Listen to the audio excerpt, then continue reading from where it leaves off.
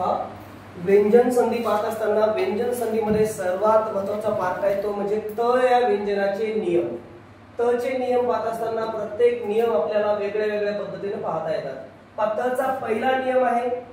तचा आपल्याला पहिला नियम पाहायचा आहे तो म्हणजे त या व्यंजनापुढे च किंवा च आले तर त बद्दल काय घ्यायचं? च घ्यायचं. म्हणजे तच्या पुढे च किंवा च आलं तर त बद्दल च घ्यायचं. ठीक आहे. उदाहरणार्थ उत अधिक छेद. उत अधिक छेद. मग इथे घेतलं त अधिक काय येईल रे? छ अधिक ऐ. शेंडीवाले का बगर शेंडीवाला? बगर शेंडीवाला. ठीक आहे. आता हे पण आपल्याला शेंडीवाला बगर शेंडीवाला सांगता आलं पाहिजे. आता मग तच्या बदल्यात काय घ्यायचं? च. मग घेतलं च अधिक त्यात काय टाकलं? च अधिक काय? ऐ. तर त्यात काय होते? छेद. मग शब्द तयार होतो उच्छेद. काय तयार होतो? उच्छेद. ऐसा शब्द तयार होतो उच्छेद. ठीक आहे. मग आता त या व्यंजनापुढे ज किंवा झ आले तर त बद्दल ज घ्यावे. त बद्दल काय घ्यावे? ज घ्यावे. उदाहरणार्थ हे काय आहे?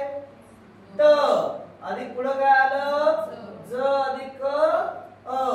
मग तच्या बदल्यात काय घेसाल? ज.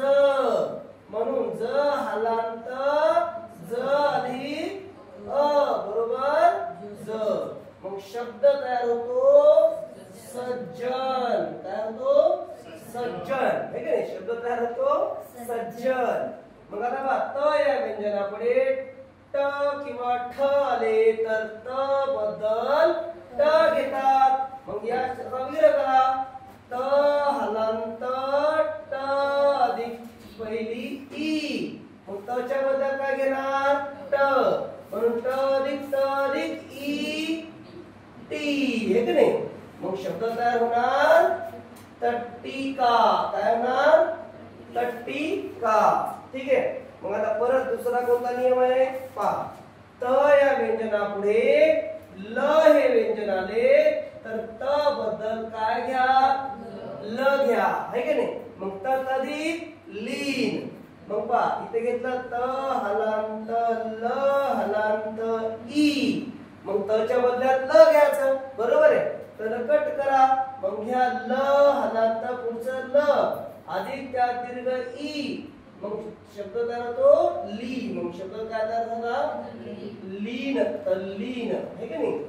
आता इथं बघा त या व्यंजनापुढे ड आला असेल डमरूड तर त बद्दल काय घ्यायचं? डमरूचं ड घ्यायचं. त अधिक ड हलांत आ. मग तच्या बद्दल काय रे बाबा? ड अधिक आ. मग होतंय डा. काय होतंय? डा. शब्द तयार होतो उड्डाण. काय तयार होतो? उड्डाण असा शब्द तयार होतो. ठीक आहे.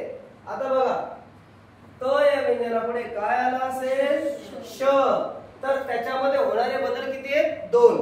म्हणजे त पुढे जर श आला असेल तर त ही बदलतं आणि श ही बदलतं.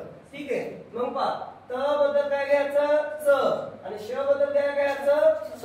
आलं लक्षात? म्हणजे याचा अर्थ आपल्याला बघा आता इथं घेतलं काय शब्द घेतला आपण इथे घेऊ पहा. उत अधिक शिष्ट. लय उदाहरण आहे कसे मरणाचे. आहे की नाही. 2-4 पेज भरतात. आपल्याला करणं होत नाही कारण की आपल्या बोंबाबोंबाई सगळ्या 10 वेळा जरी संधी शिकली तरी आपल्याला वर्णच पडता येत नाही. आपल्याला त्याचे कारांतच माहित नाही. आकार उकार माहित नाही. गॅलंटी पण माहित नाही. आहे की नाही. रस्वची माहित नाही. दीर्घही माहित नाही. बोंबलेली दुसरी गोष्ट अशी असते की वर्ण फोडता आला पाहिजे तरच संधी जमते. नाही तर जमत नाही. म्हणून हजारोदा सांगतो वर्ण विचार नावाचा धडा जमला पाहिजे. सांगा मग त हलांत श हलांत ई. मग सांगा तच्या बदल्यात काय रे बाबा? च. शच्या बदल्यात काय रे बाबा? स अधिक ई. मग जोड अक्षर तयार झालं शी. मग शब्द तयार झाला उच्छिष्ट. काय तयार झाला? उच्छिष्ट. म्हणजेच त मध्ये होणारे दोन्ही बदल पहा. त च्या बदल्यात काय घेतलं च आणि श च्या बदल्यात काय घेतलं छ. मग शब्द तयार झाला उच्छिष्ट. अशा पद्धतीने आपल्याला त चे नियम पाहता येतात. लिहून घ्या.